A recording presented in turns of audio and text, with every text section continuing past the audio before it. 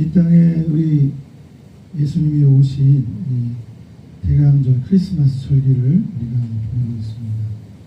우리 예수님께서 이 세상에 오신 것은 구약의 선지자들의 예언 말씀대로 오셨습니다.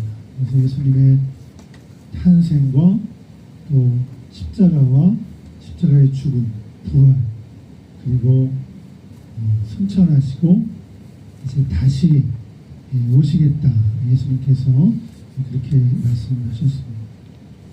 예수님의 탄생은 성령으로 잉태되셔서 동정녀 마리아에게 태어나셨습니다.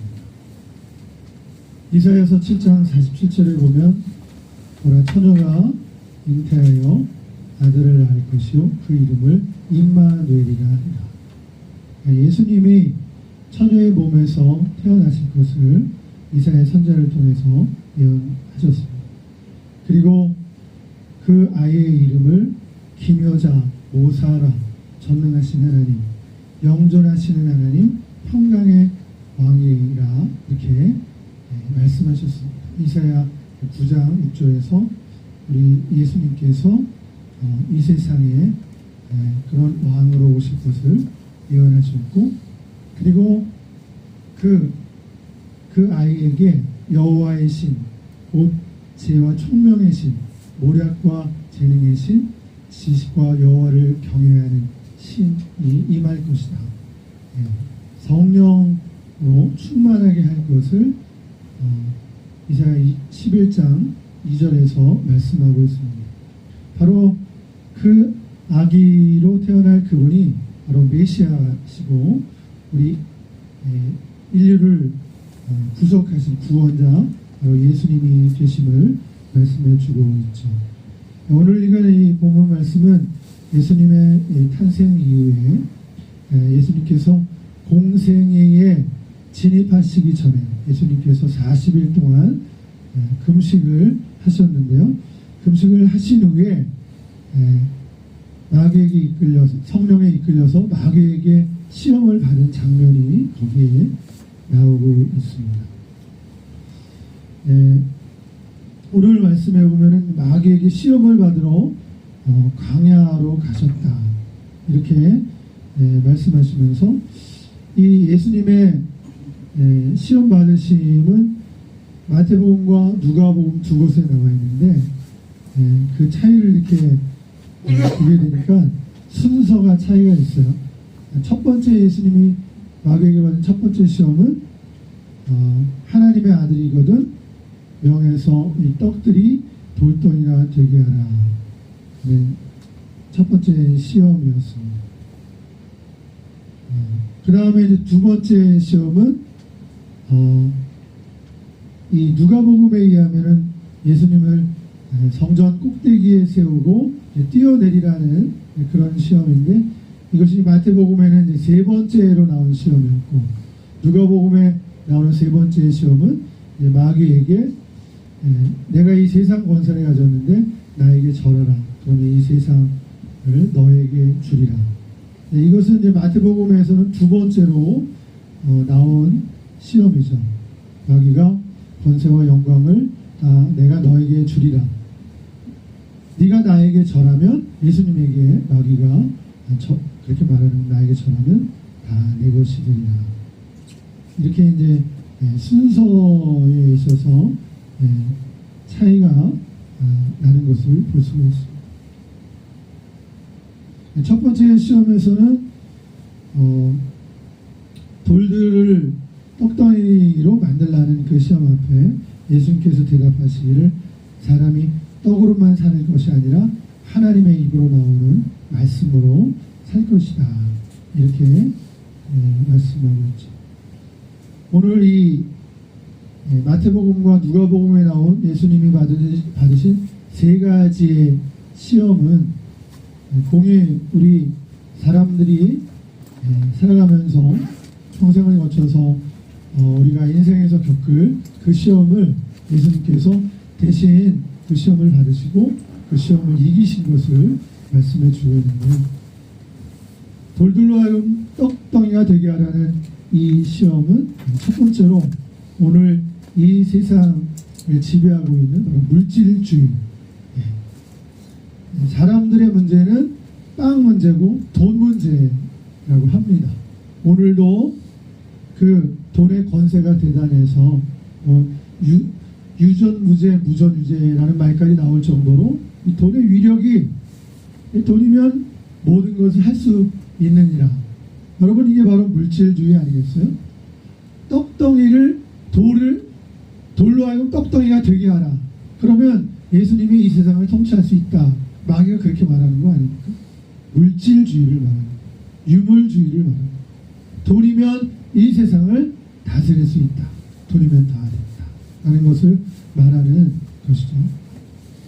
두 번째로 마귀가 예수님께 나와서 네가 하나님의 아들이거든 능력을 보여라. 성전 꼭대기에 서서 뛰어내려라. 그러면 하나님의 천사들이 보호해 주지 않겠느냐. 하나님의 아들이면 능력을 보여라. 여러분, 예수님이 받은 이 두 번째 시험이 굉장히 사실은 이 유혹이 대단한 거예요. 왜냐하면 예수님은 만왕의 왕이시잖아요. 하나님의 아들이시잖아요. 네가 하나님의 아들이거든 능력을 보이라는 이 마귀의 시험.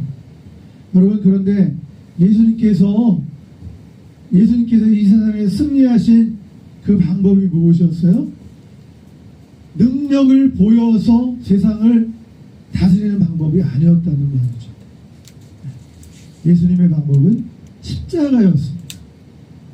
예수님은 끝까지 참으신 거예요. 하나님의 아들이거든 성전에서 뛰어내리라고 하는 마귀의 시험, 하나님의 아들이거든 능력을 보이라는 이 마귀의 시험 앞에서 정말 자칫하면 우리들은 내가 누군데, 내가 하나님의 아들인데 하면서 마귀를 향해 까불지 마라. 내가 너에게 능력을 보이리라 하면서 검을 들고 마귀를 멸하는 그런 일을 자칫하면 할 수 있을지 몰라요. 그러나 예수님은 이 세상을 이기는 하나님의 방법이 십자가였던 거예요. 십자가. 하나님의 사랑의 방법. 죄인들과 똑같이 죄인이 되셔서 인생을 사시다가 마지막에는 십자가를 지셨어요. 십자가를 질 때도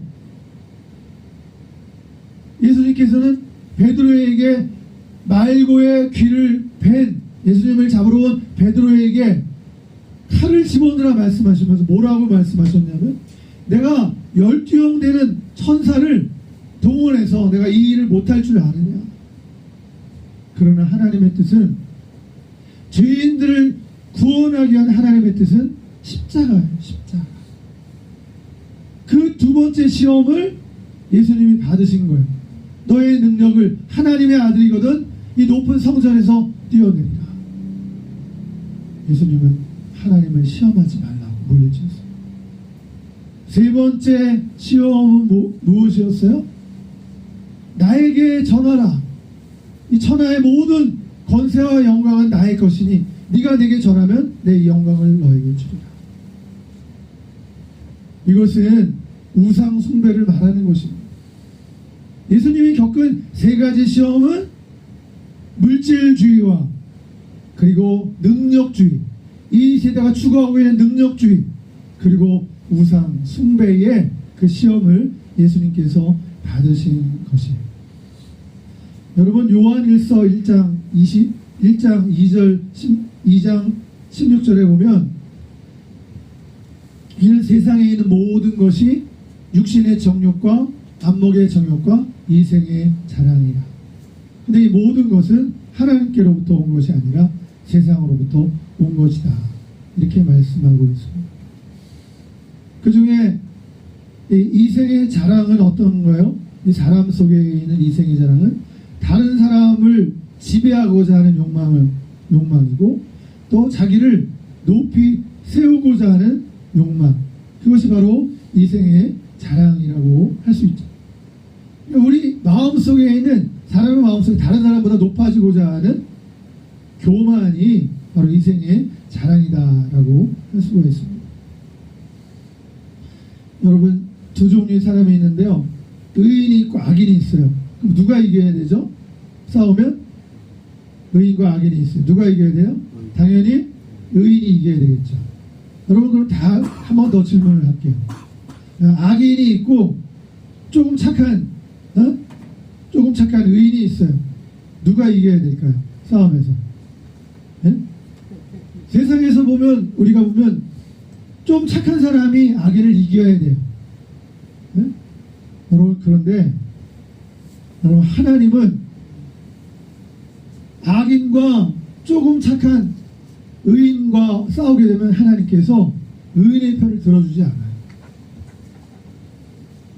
악인이 이기게 되는 것처럼 보여요. 그럼 하나님은 어떻게 하세요?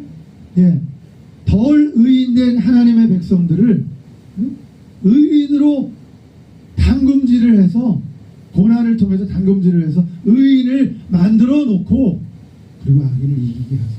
이게 하나님의 방법이에요.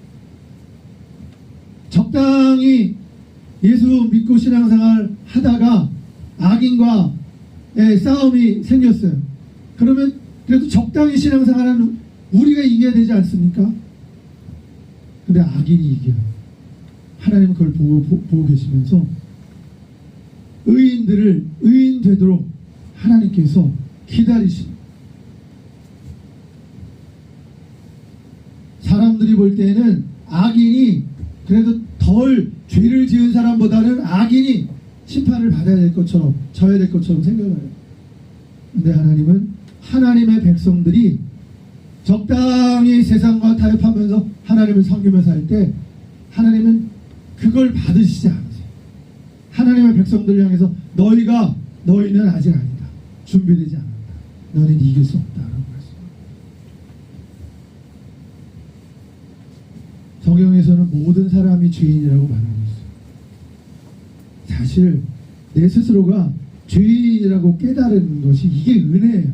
근데 이게 안 깨달아져요.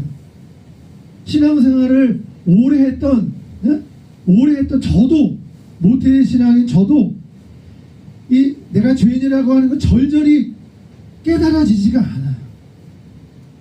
신앙생활을 30년, 40년, 50년, 90년 했던 교인들이 자기가 죄인이라고 잘 깨달아지지 않아요. 근데 내가 죄인인 것을 깨닫는 게 바로 자신의 은혜가 되는 거예요. 이게 잘 인정이 안 되는 게 오늘 우리 교인들의 바로 문제라고 할 수 있어요. 우리는 일이 생겼을 때 누가 더 잘못했는지를 따져요. 그래서 누가 더 잘못했느냐 가지고 싸우는 거예요. 나는 너보다 낫다. 네가 더 잘못했다. 네 잘못은 명백하다. 나는 조금밖에 잘못했다. 이런 거 가지고 싸우는 거예요. 오늘날 우리 인권에서 대표적으로 말하는 것이 행복 추구권과 성적 자기 결정권을 말하는데요. 여러분 행복을 추구하는 것은 인정한다 하더라도 성적 자기 결정권은 어떤 거예요? 네. 성적 자기 결정권 제가 길게 말씀을 드릴 수가 없는데 본래는 성적 자기 결정권이 약자를 보호하기 위한 것으로 시작이 됐지만 오늘날 성적 자기 결정권이 이게 이용되는 것은 어떻게 이용되냐? 네. 서로 어른들이 서로 마음만 합의하면 네, 같이 잠을 잘 수가 있는 거예요. 유부남이라 할지라도 유부남과 유부녀가 간통을 해도 서로 마음만 통하면 할 수 있다는 거예요. 그게 성적 자기 결정권이. 어련히 자기가 알아서 할까. 그러니까 이것은 오늘날 우리가 성경의 관점에서 보면 유부남과 유부녀가 간통을 범해도 오늘날 세상에서는 그것 벌하지 않는다는 거예요. 둘이 서로 합의했다는 거예요. 그러나 여러분 이것은 명백한 죄가 아닙니까? 하나님이 죄라고 말씀하고 있지 않습니까? 성경이 죄라고 말씀하고 있지 않습니까? 그러니까 기준이 뭐죠? 하나님의 말씀, 성경입니다. 자기들끼리 아니라고 해도 자기들끼리 좋아해서 했다 하더라도 여러분 성경이 죄라고 하니까 하나님의 말씀이 죄라고 하니까 죄라는 거예요. 그러니까 오늘날 사람들이 성경을 싫어하는 거예요. 성경 없었으면 좋겠다. 요즘 그런 말을 하는 거예요. 그러니까 기독교를 미워하는 거예요. 그렇게 말하지 않으면 하고 싶은 대로 원하는 대로 살 수 있는데, 남녀가 꼭 결혼만 해야지만 뭐 행복하게 사느냐? 결혼 이외에도 남녀가 좋으면 하룻밤을 자든 이틀밤을 자든 마음만 맞으면 되는 거 아니냐? 요즘 시대가 그것을 그걸 인권이라고 말하는 거예요.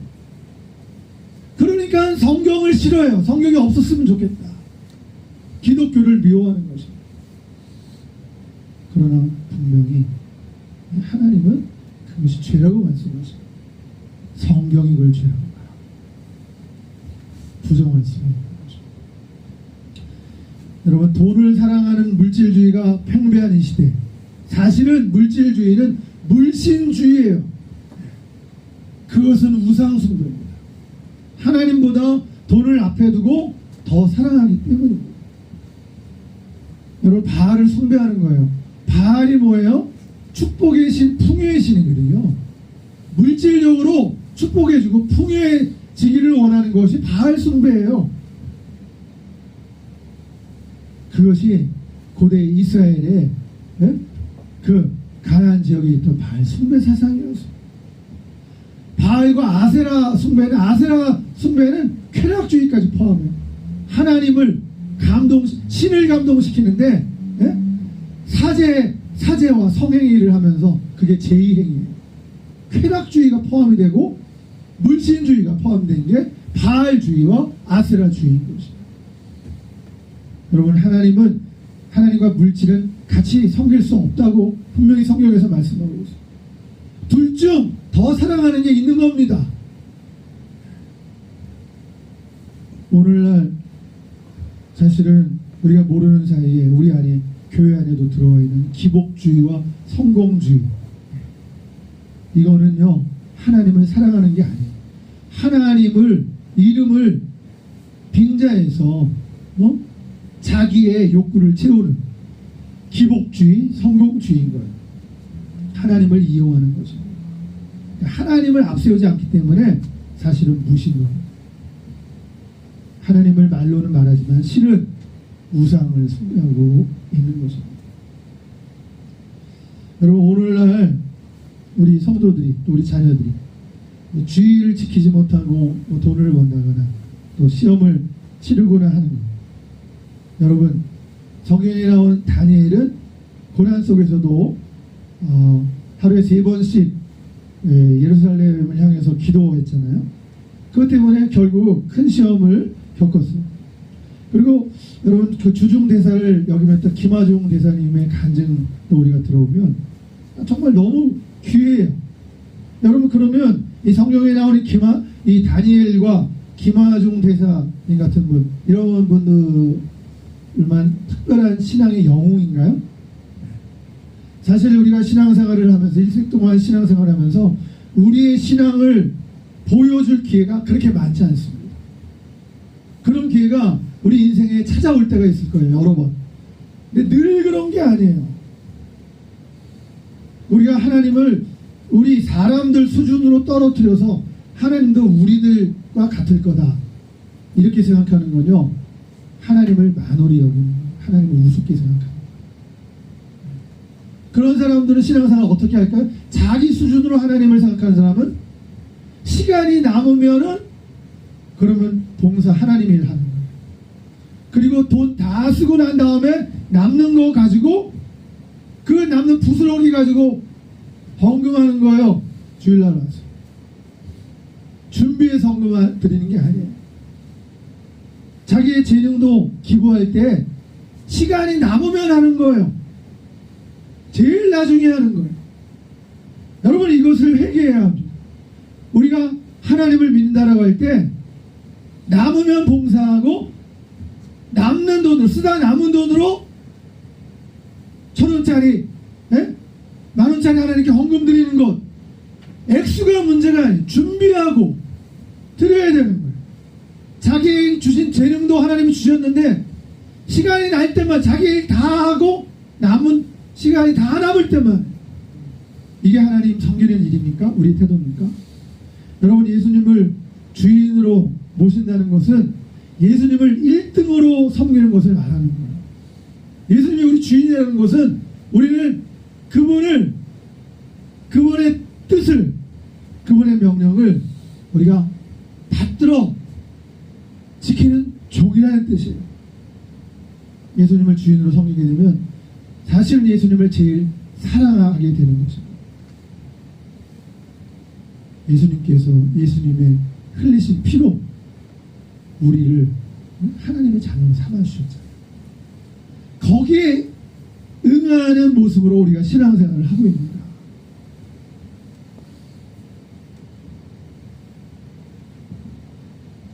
우리는 다 양 같아서 그릇 행하여 각기 제 길로 갔거든.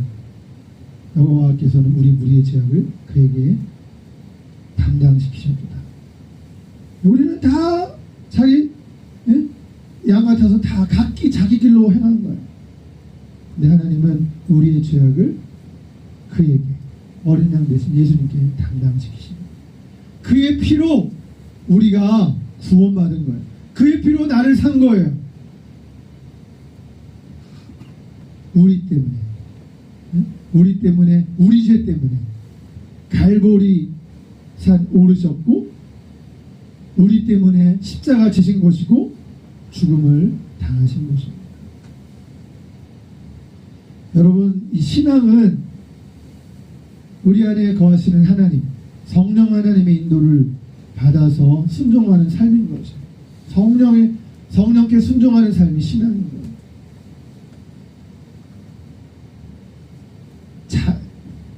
잘 벌어서 나중에 잘 할게요.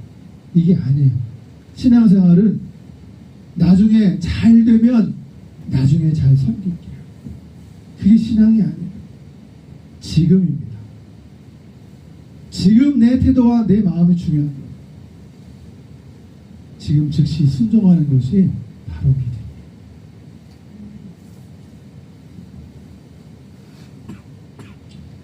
우리가 살면서 싸울 때도 많아요. 싸움도 많이 구경하면서 삽니다. 응? 그럴 때 우리가 싸울 때도 이쪽 편을 들 것이냐 저쪽 편을 들 것이냐. 여러분, 우리는 근원적인 것을 모색해야 해요. 이쪽 저쪽이 아니라 하나님 편에 서지 못함을 우리는 회개해야 합니다. 사실 기도를 안 해서 어려움을 겪었다, 이런 말들을 성도들이 많이 하는데요. 기도를 많이 하지 못해서가 아니에요. 회개를 못해서 어려움을 겪어요. 기도 양이 많다고 하더라도 그거 다 자기 위해서, 자기 자식 위해서, 자기 사업 잘 되기 위해서 그런 기도만 많이 하면 뭐 하겠어요. 여러분, 회개하지 못한 것, 그것을 회개해요. 하나님이 주인이고 하나님이 왕이신데 우리는 그 하나님을 제껴놓고 내가 좀 더 낫네, 네가 나보다 더 부족하네, 잘못했네, 이러면서 싸우는 형국 아닙니까? 두 손 들고 하나님, 제가 잘못했습니다, 제가 죄인입니다 라고 인정해야 할 것입니다. 그래야 오늘 우리가 겪고 있는 이 큰 문제 풀어갈 수 있는 소망이 있습니다. 그래야 여러분, 우리 민족도 살고 사회도 살 길이 있는 거예요. 여러분, 우리가 회개할 때 하나님의 자비와 긍휼을 구할 수 있는 것입니다. 회개도 하지 않으면서 그렇게 하면 안 돼요. 하나님을 떠나서 나 하나만 잘 먹고 잘 살기만을 구한 죄, 남들보다 더 잘나고 잘 살고 힘센 자로 살고 싶어하고 하나님을 두려워하지 않은 죄, 그 하나님을 두려워하지 않으니까 싸울 때, 사람들과 싸울 때 죽기 살기로 싸워요. 하나님을 두려워하지 않으면 상대방은 죽기 살기로 싸우죠. 회개해야 됩니다. 주님, 제가 죄인입니다. 구약에 나온 교만했던 사울, 제가 바로 사울입니다. 충성된 다윗을 죽이려고 했던 그 사울, 시기 질투하고 교만에 빠진 바로 지금 그 사울입니다 라고 외치고 통곡하고 하나님께 나아가, 사람들 편에 서지 말고 하나님께 나아가서 내 욕심과 내 잘못을 통회하며 자복해야 할 것입니다. 하나님 편에 선다라고 말하기 전에 주여 이 죄인을 용서하소서 애통하며 나가야 됩니다. 사랑하는 성도 여러분, 우리는 주인의 문제를 분명히 해야 합니다. 내 인생의 주인이 누구인가? 여러분의 주인은 누구십니까? 여러분의 주인은 누구십니까? 만약에 내 인생의 주인이 남이라면, 내 인생의 주인이 내 옆에 있는 사람, 내 인생의 주인이 남이라면 우리는 좀 치유되고 해방되어야 합니다. 내 인생의 주인이 부모일 수도 있고 친구든 또 배우자든 또 남이라면 거기서 벗어나 내 자신이 주인이 되어야 할 것입니다. 자기가 주인 되는 인생을 회복해야 되겠죠. 여러분, 그런데요, 세상은 여기까지. 세상은 남에게 지지 않겠다. 내 주인은 다른 사람이 아니라 나다. 세상은 여기까지야. 여러분, 그런데 이게 끝이 아니라 더 중요한 인생이 있습니다. 그리스도인의 인생입니다. 우리들 그리스도의 인생입니다. 거듭난 자의 인생이에요. 그것은 내가 주인이 아니에요. 하나님이, 예수님이, 성령님이 나의 주인인 인생. 여러분 믿으십니까? 삼위일체 하나님, 내 주인들의 인생.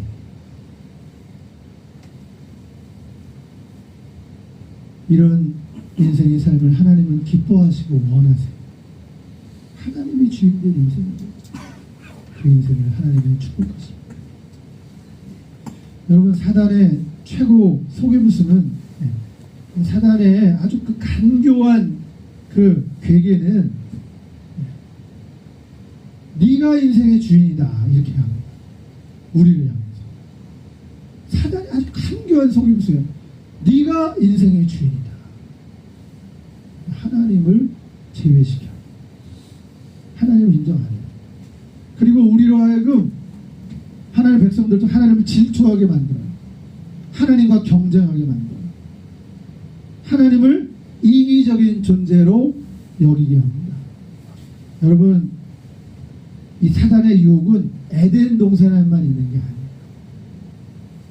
이 사단의 최대 전략은 너도 하나님처럼 될 수 있어. 너도 하나님처럼 될 수 있어. 그래서 하나님이 선악과 따먹지 말라고 그런 거야. 똑같이 되니까. 너도 하나님처럼 될 수 있어. 네가 최고야. 네가 신이야. 라고 우리를 유혹하는 것입니다. 오늘날 우리를 그렇게 유혹하고 있습니다. 인권을 그래서 말할 때, 인권을 말할 때 요즘에는 하나님을 무시하잖아요. 인권을 말할 때 인권을 위해서라면 성경도 없애자고 하는 거예요. 요즘 그런 말을 하잖아요. 십계명 필요 없다는 거예요. 왜? 네? 이렇게 무섭게 우리를 겁박하냐고. 십계명으로. 옛날 얘기 아니냐.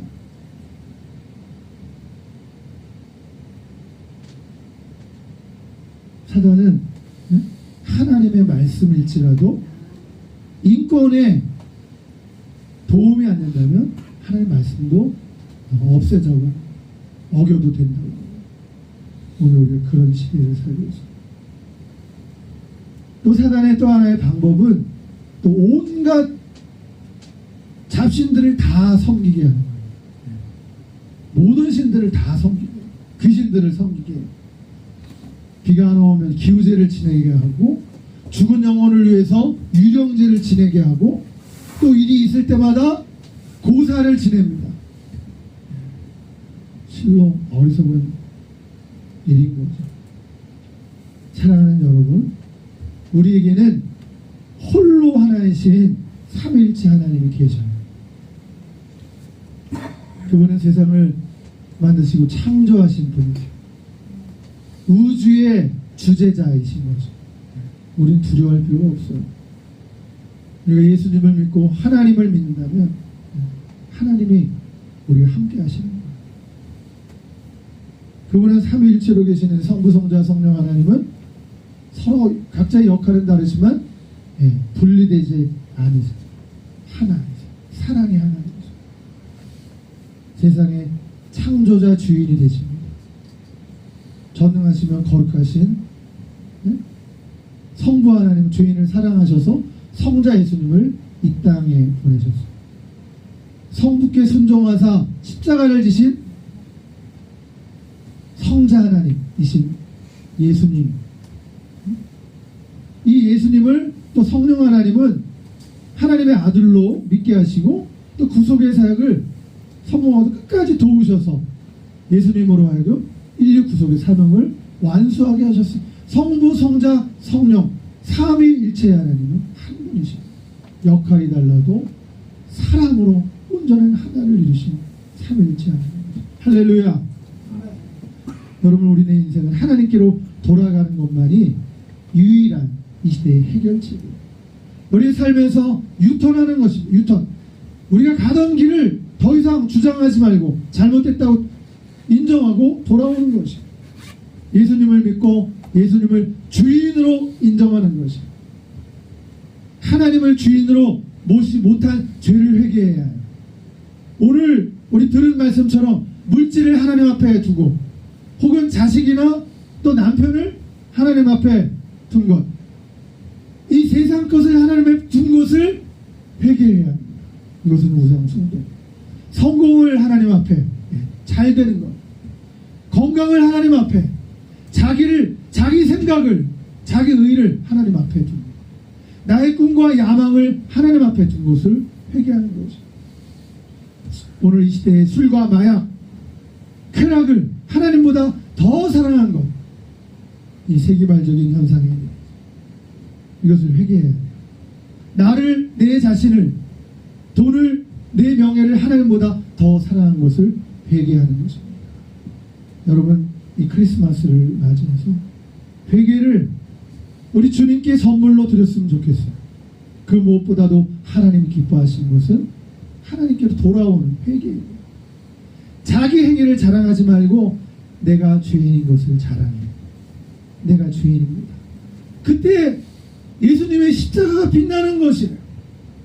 이 죄인을 구속하기 위해서 예수님이 십자가를 지셨구나.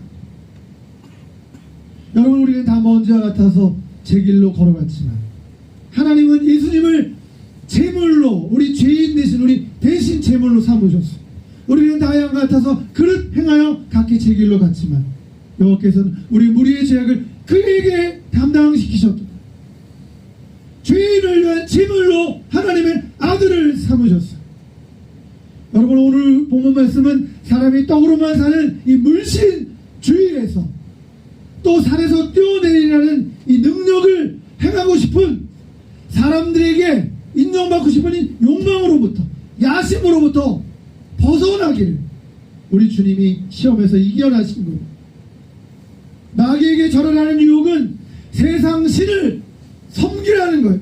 그것을 통해서 잘 될 수 있다면 세상 신을 섬겨서라도 우리는 잘 되는 것에 그 길을 가겠다고 하는 이러한 우리의 유혹을 예수님께서 그의 공생애를 시작하시기 전에 우리 인류의 모든 시험들을 대신해서 승리하신 말씀입니다. 요한일서 2장 16절에 이 세상에나 세상에 있는 것들을 사랑하지 말라고 했어요. 육신의 정욕과 안목의 정욕과 이생의 자랑.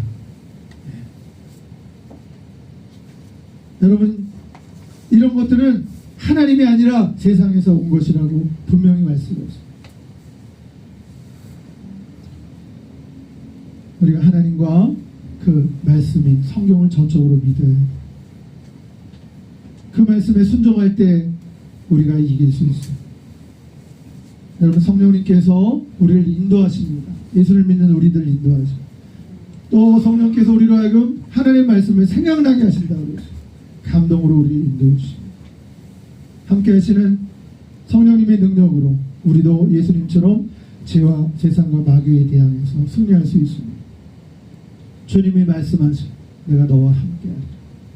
담대하라, 내가 세상을 이겨보라. 우리 이 힘으로는 안 됩니다. 턱도 없습니다. 우리 힘으로는 이 세상을 도저히 이길 수가 없어요. 오늘 상업화되고 화려하고 들뜨게하고 죄악과 타락의 길로 유혹하는 마귀의 유혹에서 우리가 벗어나기 위해 이 세상에 시끄럽고 흥청망청한 크리스마스, 여러분, 크리스마스 때가 1년 중에 청소년들 그 얘기하면서 임신율이 최고라고 합니다. 그런 세상에 시끄럽고 흥청망청한 타락한 크리스마스가 아닌 주님이 기뻐하시는 회개를 드림으로 조용하고 고요한 경건한 크리스마스를 보내는 성탄이 되기를 바랍니다. 무엇보다도 우리 자신의 잘못을 인정하고 하나님께로 돌이키는 회개를 통해서 주님 앞에 이 우리의 회개를 예물로 드리고 우리도 예수님처럼 승리하는 주의 백성들이 되기를 바랍니다. 기도하시겠습니다. 하나님, 시끄럽고 혼돈스럽고 죄악으로 가득한 이 세상에 빛으로 생명으로 예수님을 보내주셨습니다. 우리 크리스마스를 흥청망청 놀고 즐기는 죄 짓는 크리스마스가 아닌 자신을 돌아보고 우리 가족과 형제 간의 사랑을 회복하고 분열된 교회 아픔과 이 사회를 치유하며 평화의 왕으로 오신 십자가의 주님을 경배하는 크리스마스가 되기를 원합니다. 고요하고 거룩한 시간으로 보내는 크리스마스 계절이 되게 하옵소서. 잘못된 크리스마스를 보냈던 우리의 잘못을 용서하여 주옵소서. 우리의 왕 되신 거룩하신 우리 주 예수님의 이름으로 기도드리옵나이다. 아멘.